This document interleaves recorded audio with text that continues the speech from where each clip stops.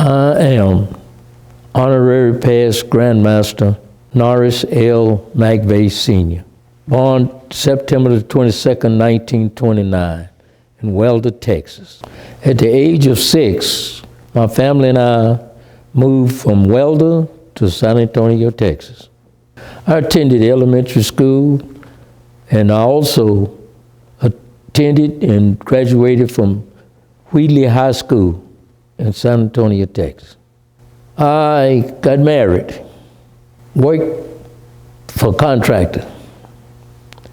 My family and I all was cement contractors. I worked as a contractor for years. After I got married, my family, I had 2 children. They grew up, they went to college. At this time, I've been married 66 years. I'm 85 years old, and I still love to go to the Lord's meeting, the Lord's Hall, and meet with the brothers. I had a successful life.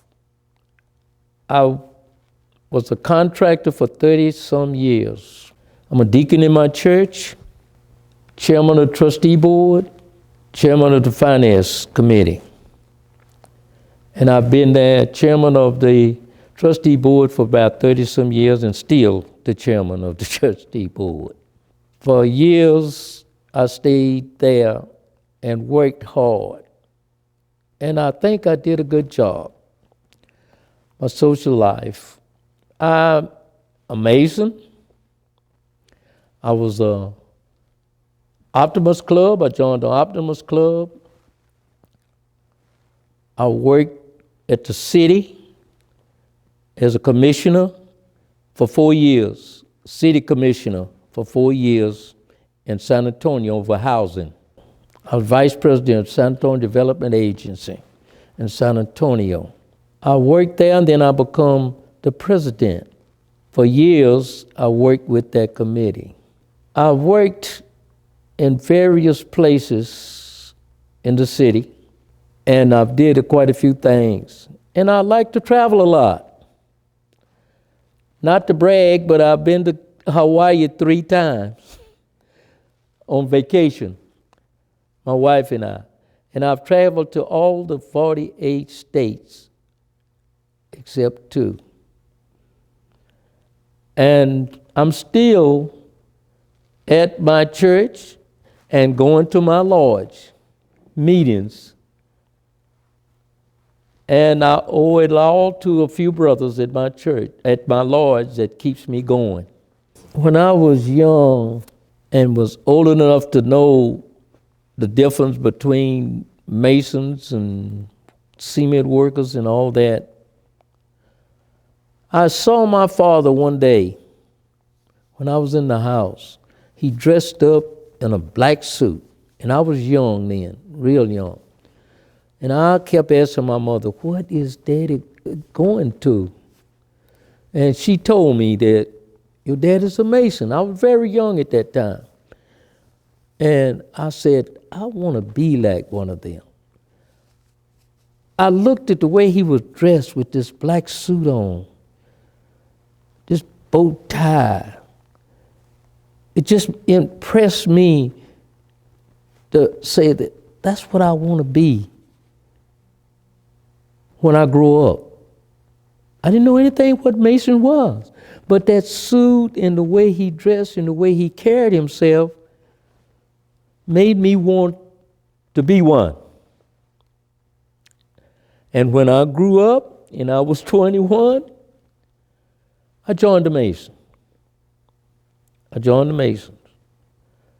And I think that if you have a desire for something and it's something good, I've been in there 55 years in the Masonry and stayed in one lodge, San Antonio Lodge number 1, for 55 years. And I was the wishful master for 13 years. I know it's 13 years too long, but it was 13 years. And I carried it on until this day. It's still going. San Antonio Lodge number 1 have never been closed. And to the day, it is thriving. It's doing good. And I'm just proud to still be a member of it. I hear people saying in the lodge, we're not visible enough. Nobody knows who we are. But I can't say that about our lodge in San Antonio. Our lodges in San Antonio.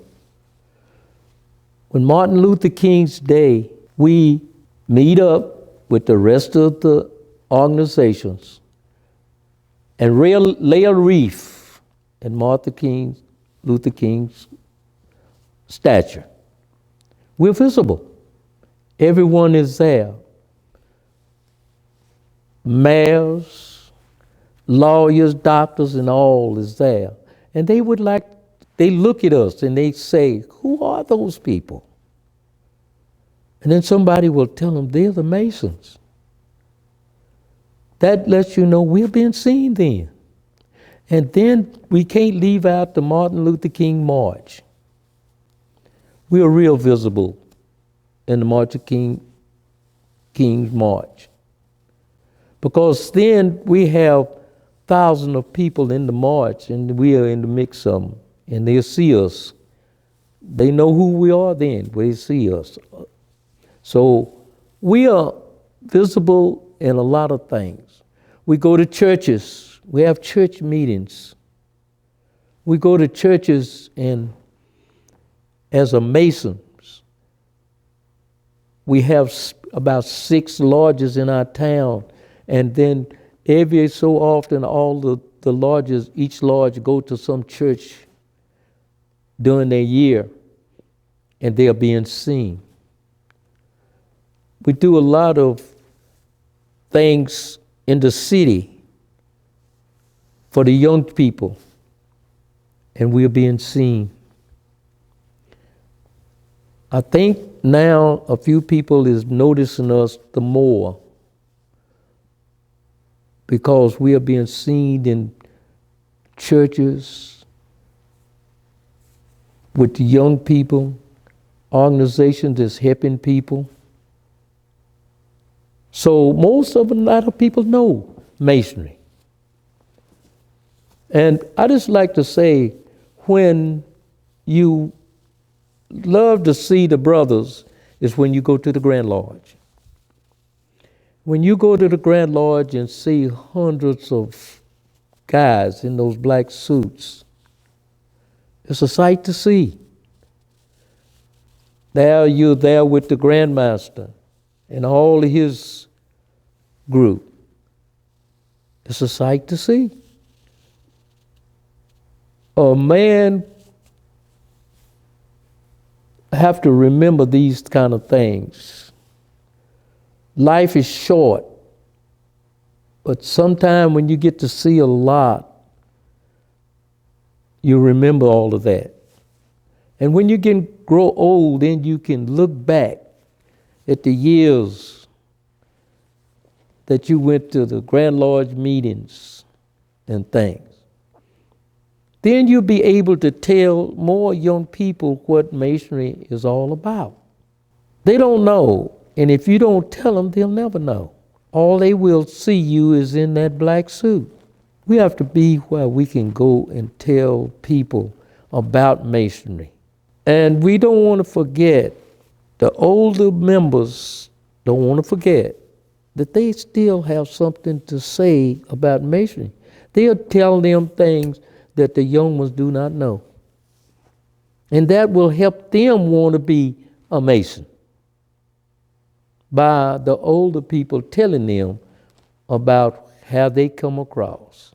I know things have changed. We don't be initiated like we used to, but it's still Masonry. We have to find ways of telling these young people something, that we're not the group that goes out and cause disturbance and having parties and going on.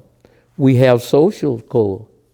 We have social meetings that we go to. Take your wife, your children, This is what Masonry is all about. And helping other people. Masonry is here to help other people. It's not just an organization just to say, I'm a Mason. You have to do something you have to be something, do something. And feel that you're somebody. But it's helping others that makes you a good Mason. Helping others.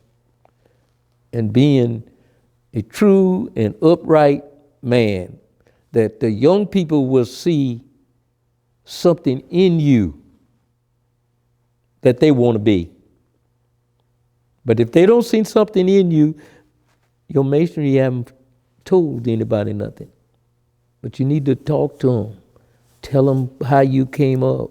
And try your best to tell them they can be just like you.